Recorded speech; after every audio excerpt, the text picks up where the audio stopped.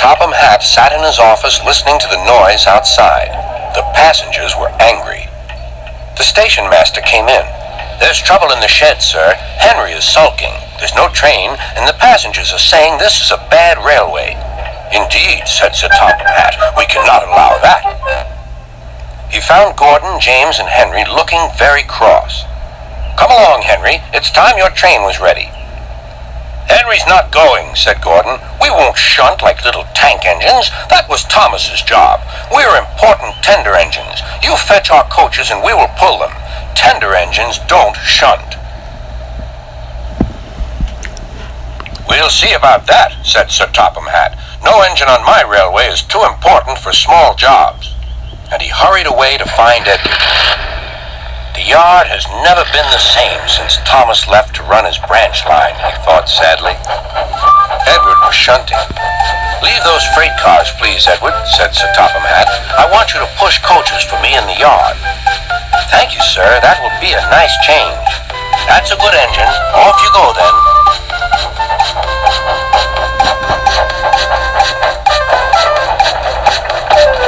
So Edward found coaches for the three engines, and that day the trains ran as usual.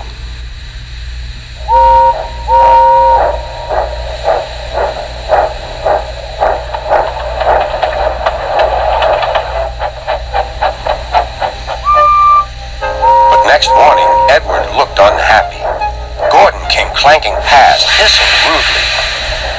"Bless me," said Sir Topham Hatt. "What a noise!" "They all hiss me, sir," answered Edward. "They say tender engines don't shunt, and last night they said I have gray wheels. I haven't, have I, sir?" "No, Edward, you have nice blue ones, and I'm proud of you. Tender engines do shunt, but all the same we do need another tank engine here."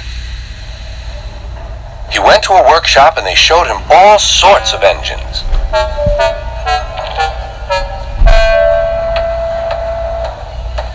At last he saw a smart little green engine with 4 wheels. "That's the one," he thought. "If I choose you, will you work hard?" "Oh, sir, yes, sir." "That's a good engine. I'll call you Percy." "Yes, sir. Thank you, sir." And Sir Topham Hatt brought Percy back to the yard. "Edward," he called, "here's Percy. Will you show him everything?" Percy soon learned what he had to do, and they had a happy afternoon.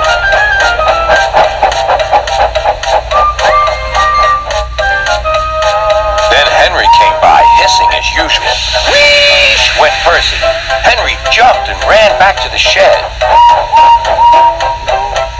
"How beautifully you wheeshed him," laughed Edward. "I can't wheesh like that." "Oh," said Percy, "that's nothing. You should hear them in the workshop. You have to wheesh loudly to make yourself heard." Next morning, Thomas arrived. "Sir Topham Hatt sent for me. I expect he wants help," he said to Edward. "Shh, shh, here he comes," replied Edward. "Well done, Thomas. You've been quick. Listen, Henry, Gordon, and James are sulking. They say they won't shunt like little tank engines. So I have shut them up, and I want you both to run the line for a while."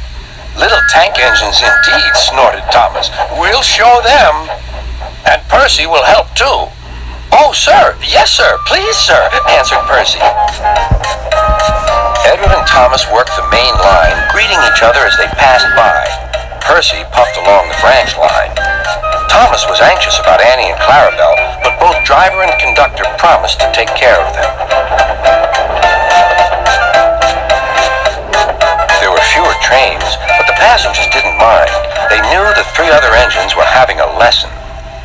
Gordon, James, and Henry were cold, lonely, and miserable. They wished now they hadn't been so silly.